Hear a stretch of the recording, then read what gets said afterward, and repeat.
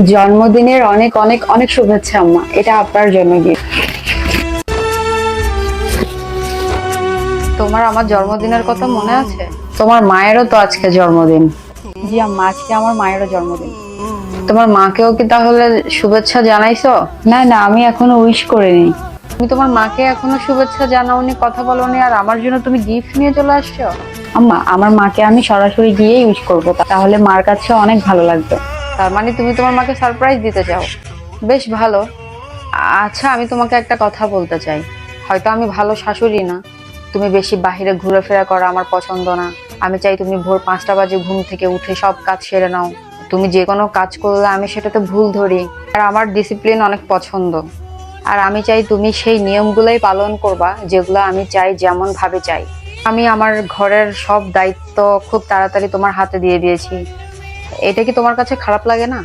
তোমার যদি খারাপ লাগে তাহলে তুমি আমাকে বলতে পারো। তবে এটা ভাবার বিষয়, আমি তোমাকে এত বকাঝকা করি, এরপরেও তুমি আমার জন্মদিনে তুমি আমার জন্য গিফট এনেছো। মানে কেন? নাকি তুমি আমাকে সত্যি শাশুড়ি না, মায়ের মতো করে ভালোবাসো? সত্যিটাই কিন্তু বলবা, আমি শুনতে চাই। আসলে আমার সত্যি কথা হচ্ছে যে শাশুড়ি আর মা দুজনেই আলাদা। শাশুড়ি কখনো মা হতে পারে না, যতই চেষ্টা করুক না কেন। আমার শাশুড়ি আর মায়ের মধ্যে আসমান আর জমিনের সমান পার্থক্য। কিন্তু একজন শাশুড়ি যদি চায়, তিনি কিন্তু অবশ্যই মা হতে পারে। জানেন আম্মা, একজন মা তার মেয়ের সব আবদার পূরণ করে, সব জেদ সহ্য করে। অনেক সময় তো মা তার মেয়ের ভুলগুলো দেখেও না দেখার ভান করে থাকে। কারণ মায়েদের মনই তো এমন। মা কখনো নিজের ইচ্ছার বিরুদ্ধে গিয়ে মেয়ের ওপর কঠোর হতে পারে না। মায়ের ভালোবাসা একটা ছায়ার মতো, যেখানে আনন্দ আর অনেক শান্তি পাওয়া যায়। কিন্তু আমার শাশুড়ির ভালোবাসা এমনও হতে পারে, যে ভালোবাসায় একজন মেয়েকে পুত্রবধূ থেকে মেয়ে হতে শেখায়, তাকে দায়িত্বশীল হতে শেখায়, তাকে শেখায় সম্পর্ক কিভাবে ভালো রাখতে হয় সবার সাথে।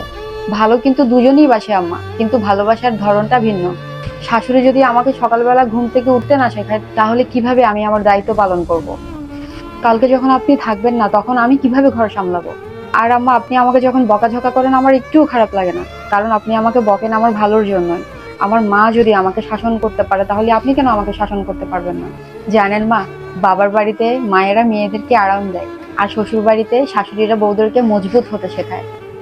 একজন মা তার মেয়েকে জন্ম দেয়, কিন্তু একজন শাশুড়ি তার নিজের ঘরে সেই বউকে সম্মানের সহিত পরিচয় দেয়। মা কথা বলতে শেখায়, কিন্তু শাশুড়ি কোথায়, কখন, কার সাথে কিভাবে কথা বলতে হবে সেটা শেখায়। এই যে হয়ে গেল আম্মা শাশুড়ি আর মায়ের মধ্যে পার্থক্য। শাশুড়িও কখনো মা হতে পারে না, এটাও হতে পারে, কিন্তু শাশুড়ি যে তার বউকে একদম ভালোবাসে না, এটা কিন্তু হতে পারে না। ভালো দুজনই বাসে আম্মা, কিন্তু পার্থক্য আলাদা। তুমি কি জানো, আমার এটা মনে হতো যে আমি যে তোমার প্রত্যেকটা কাজে ভুল ধরি, আমি যে তোমাকে এত বকাঝকা দিই যে কোনো বিষয় নিয়ে, তুমি হয়তো আমার উপর খুব রেগে যাও, আর মনে মনে ভাবো যে আমার মতো খারাপ শাশুড়ি আর পৃথিবীতে নেই। কিন্তু আমি আজকে বুঝতে পারলাম যে আমার বকাঝকা পেছনের শব্দের ভিতরে যে ভালোবাসাগুলো লুকিয়ে আছে, তুমি ঠিকই বুঝতে পারো। ভালোবাসো আমাকে আর সম্মান করো। আর আজকে আমার পুরোপুরি বিশ্বাস হয়ে গেছে যে তুমি আমাকে একজন মায়ের মতো করেই ভালোবাসো। আর তুমি এটাও প্রমাণ করে দিয়েছো, পুত্রবধূরা চাইলে একজন মেয়ে হয়ে উঠতে পারে। আর আজকে তুমি আমাকে সত্যি একজন শাশুড়ি থেকে মা বানিয়ে দিয়েছো। ধন্যবাদ মা, আমাকে বোঝার জন্য, আমাকে ভালোবাসার জন্য, আমাকে এতটা সম্মান দেওয়ার জন্য। মা, আমিও আপনাকে নিয়ে অনেক গর্ব করি যে আপনি আমাকে অনেক স্ট্রং বানিয়েছেন। থ্যাংক ইউ আম্মা, আমাকে এতটা স্ট্রং বানানোর জন্য। অনেক অনেক অনেক ধন্যবাদ আম্মা। আমি তোমার জন্য সারাটা জীবন দোয়া করে যাব। তোমার প্রতি দোয়া আছে তোমার মায়ের আর একজন শাশুড়ির। আর হ্যাঁ, তাড়াতাড়ি যাও তোমার মায়ের কাছে, তোমার মাও হয়তো নিশ্চয়ই তোমার জন্য অপেক্ষা করছে। আর হ্যাঁ, অবশ্যই ভালো দেখে উপহার নিয়ে যাবে আমার বেআইনের জন্য।